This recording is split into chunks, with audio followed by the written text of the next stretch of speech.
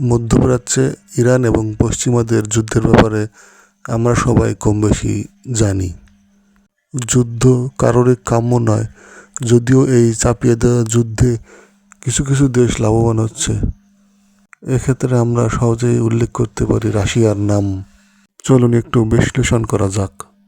ইরানকে ঘিরে চলমান উত্তেজনা এখন পুরো মধ্যপ্রাচ্যকে অস্থির করে তুলেছে। যুদ্ধের এই পরিস্থিতিতে বিশ্ব রাজনীতি নতুনভাবে রূপ নিচ্ছে।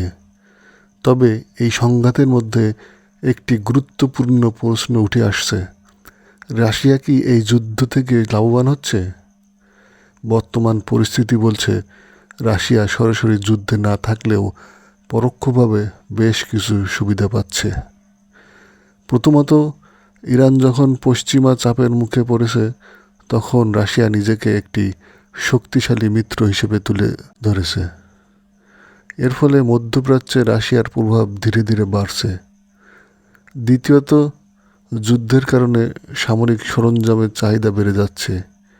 এই সুযোগে রাশিয়া অস্ত্র সরবরাহের মাধ্যমে অর্থনৈতিকভাবে লাভবান হওয়ার সুযোগ পাচ্ছে। তৃতীয়ত, ইরানকে ঘিরে অস্থিরতার কারণে আন্তর্জাতিক তেলের বাজারেও প্রভাব পড়ছে। তেলের দাম হু হু করে বাড়ছে, যা রাশিয়ার মতো বড় তেল রপ্তানিকারক দেশের জন্য একটি বড় সুবিধা। এছাড়া পশ্চিমা দেশগুলো যখন এই সংকট মোকাবেলায় ব্যস্ত, তখন রাশিয়া অন্য জায়গায় নিজের কৌশলগত অবস্থান আরও শক্ত করার সুযোগ পাচ্ছে। সব মিলিয়ে বর্তমান পরিস্থিতিতে দেখা যাচ্ছে ইরানকে ঘিরে চলমান এই সংঘাত রাশিয়ার জন্য শুধু একটি সংকট নয়, বরং এটি একটি কৌশলগত সুযোগ হিসেবেও কাজ করছে।